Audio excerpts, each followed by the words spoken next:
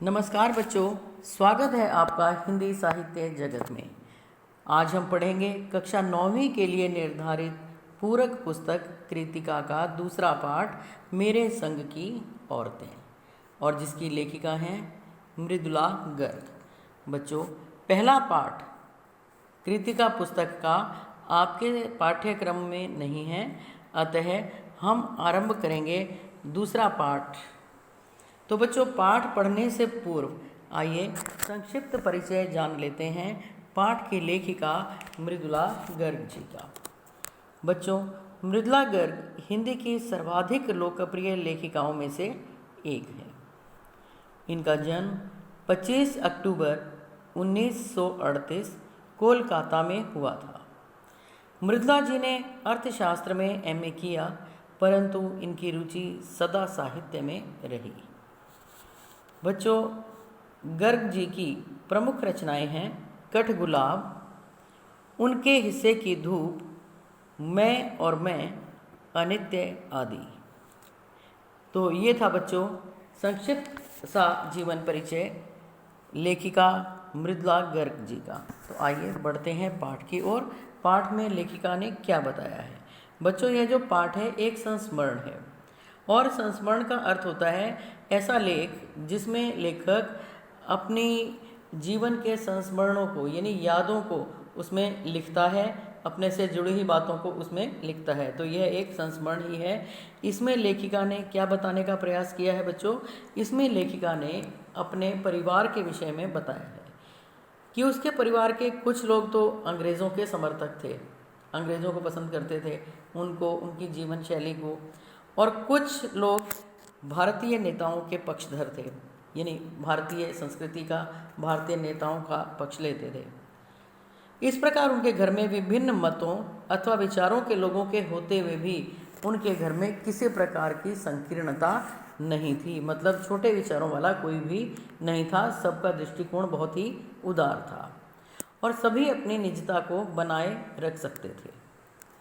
लेखिका ने विशेष रूप से इस संस्मरण में बच्चों अपने परिवार की औरतों के व्यक्तित्व और स्वभाव पर प्रकाश डाला है।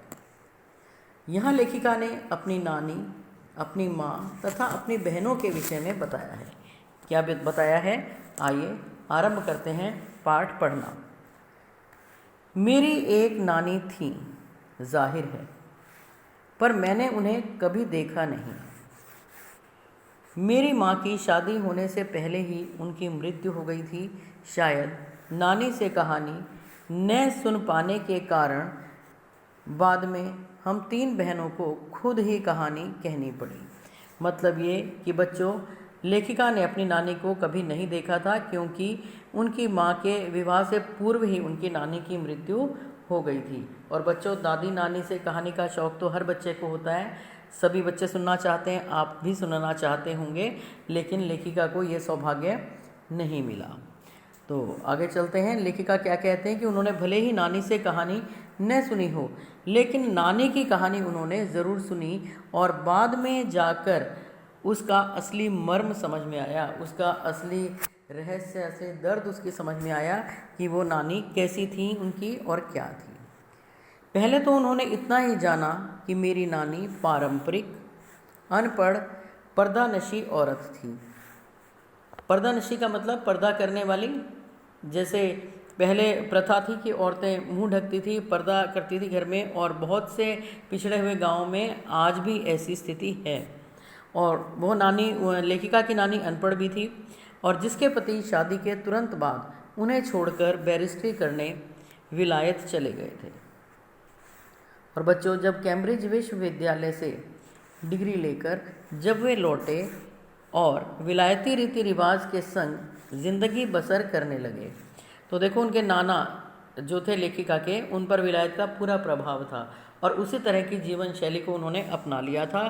तो यानी अपने घर आकर भी वो विदेशी शैली के हिसाब से रहते थे, लेकिन नानी के अपने रहन सहन पर उसका कोई असर नहीं पड़ा, नानी पर उसका कोई प्रभाव नहीं पड़ा, क्योंकि नानी तो अपने ही हिसाब से, अपनी संस्कृति के हिसाब से जीती थी, रहती थी। न उन्होंने अपनी किसी इच्छा, आकांक्षा या पसंद नापसंद का इजहार अपने पति पर कभी किया।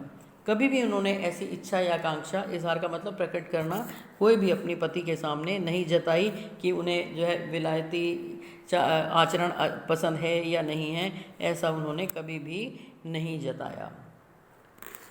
पर जब कम उम्र में नानी ने खुद को मौत के करीब पाया तो 15 वर्षीय इकलौती बेटी मेरी माँ की शादी की फिक्र ने इतना डराया कि वे एकदम मुँह ज़ोर हो उठी। मुँह ज़ोर का मतलब मुँह फट, बोलने वाली। देखो पहले तो जो है स्त्रियां बहुत कम बोलती थी, उनको अधिकार ही नहीं था ज़्यादा बोलने का, और बाहर के पुरुषों से तो कोई मतलब ही नहीं। तो क्या बताती हैं लेखिका, बहुत ही कम उम्र में नानी को जब लगा कि उनका जीवन का अंतिम समय पास आ गया, उन्हें लगा कि अब वे अधिक समय नहीं जी पाएंगी, और उनकी बेटी यानी लेखिका की माँ, जिसकी आयु उस समय मात्र 15 वर्ष थी, उसके विवाह की चिंता उन्हें बहुत अधिक हुई और विवाह की चिंता ने उन्हें डरा दिया। वो घबरा उठी और मुँह ज़ोर उठी। अचानक ही उनके अंदर बोलने की ताकत आ गई। और तब उन्होंने क्या किया, नाना से उन्होंने कहा कि वे पर्दे का लिहाज छोड़कर उनके दोस्त स्वतंत्रता सेनानी प्यारे लाल शर्मा से मिलना चाहती हैं। तो कहती हैं पर्दा वर्दा को छोड़ो और मैं एक बार आपके मित्र प्यारे लाल से मिलना चाहती हूँ, जो कि स्वतंत्रता सेनानी हैं।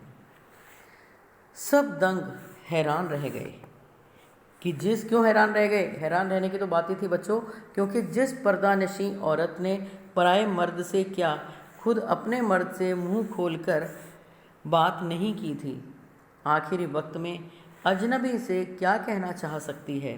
तो सभी लोग हैरत में पड़ गए कि जिस औरत ने कभी अपने पति से भी खुलकर बात नहीं की, तो वो एक अजनबी पुरुष से भला क्या कह सकती है, क्या ऐसा रहस्य, क्या बताना चाहती है उससे। और उस समय किसी को कुछ नहीं सूझा। नाना ने क्या किया, नाना ने वक्त की कमी और मौके की नज़ाकत की लाज रखी।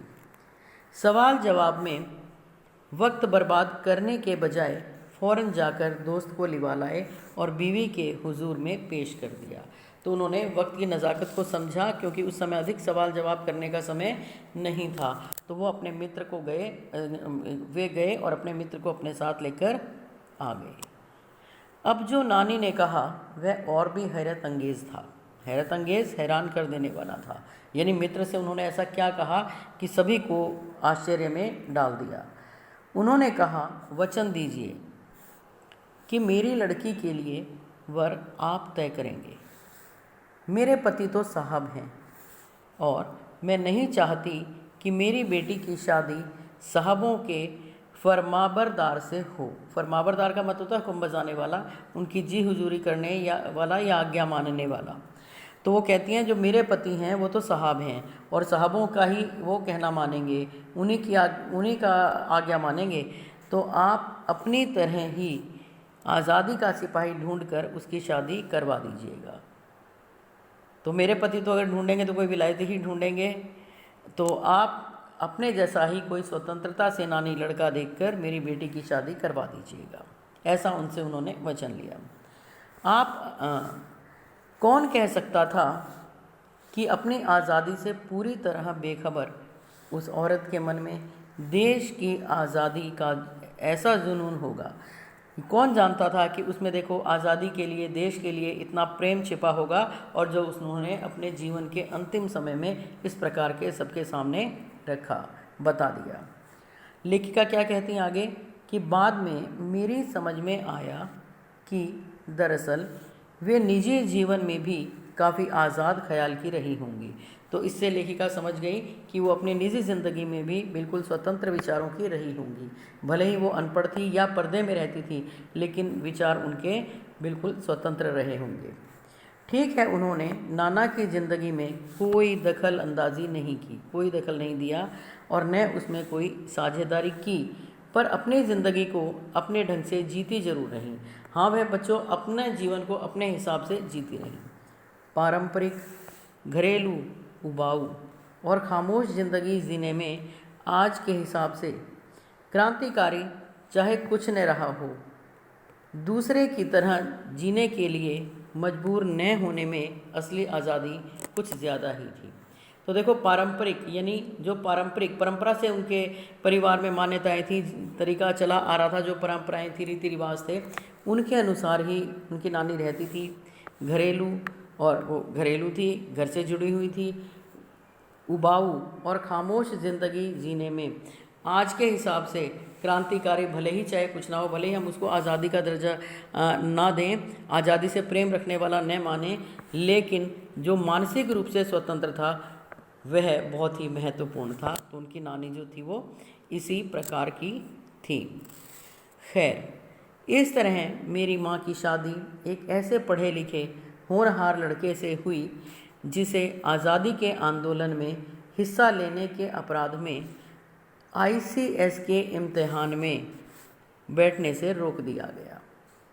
तो यानी लेखिका के पिता को आज़ादी में भाग लेने के कारण, क्योंकि ये आज़ादी से पहले की कहानी है बच्चों, तो वो आज़ादी के आंदोलन में भाग ले रहे थे, इस कारण उन्हें, वो मेधावी तो थे ही, ICS की परीक्षा देने के लिए उनको रोक दिया गया, उनको नहीं देने दी। और जिसकी जेब में पुश्तैनी पैसा धेला एक नहीं था, यानी आर्थिक रूप से तो वो बिल्कुल ही कमज़ोर थे, घर वालों का भी कोई दिया हुआ रुपया पैसा नहीं था। माँ बेचारी अपनी माँ और गांधी जी के सिद्धांतों के चक्कर में सादा जीवन जीने और ऊंचे ख्याल रखने पर मजबूर हुई। और माँ जो थी वो पूरी गांधीवादी विचारधारा पर चल रही थी, सादा जीवन, उच्च विचार पर अपना जीवन जी रही थी। तो उन्हें भी रुपए पैसे से कोई तात्पर्य नहीं था। हाल उनका यह था कि खादी की साड़ी उन्हें इतनी भारी लगती थी कि कमर चनका खा जाती। इस पंक्ति से अभिप्राय यह है बच्चों कि लेखिका की जो माँ थी बहुत ही दुबली पतली थी, कि इतनी कमज़ोर थी कि एक खादी की साड़ी का भार भी वह सहन नहीं कर पाती थी। रात रात भर जागकर वे उसे पहनने का अभ्यास करती, जिससे दिन में शर्मिंदगी न उठानी पड़े। वो रात रात भर जगकर साड़ी पहनने का प्रयास करती ताकि दिन में कोई उनका मजाक न उड़ा सके। वे कुछ ऐसी नाजुक थी कि उन्हें देखकर उनकी सास यानी मेरी दादी ने कहा था कि हमारी बहू तो ऐसी है कि धोई, पोंछी और छींके पर टांग दी। उसको देखकर उनकी सास ने यानी लेखिका की दादी ने कहा, यानी उनको जो दुबली पतली थी उनको देखकर उस पर उन्होंने बात कही थी कि हमारी बहू तो ऐसी है कि उसे नहला दो, धुला दो और सफाई से छींके पर टांग दो। छींका जानते हो क्या क्या होता है बच्चों? ये दूध घी रखने का, पहले फ्रिज वगैरह तो होते नहीं थे, तो वो ऊंचाई पर किसी कील पर या तार पर टांग देते थे, ऐसा रस्सी का बना करके, तो उसमें घी दूध आदि का बर्तन रख दिया जाता था। तो वो यही कहती थी कि उनको छींके पर टांग दो। बस गनीमत यही थी कि किसी ने उन्हें छींके पर से उतारने की पेशकश नहीं की।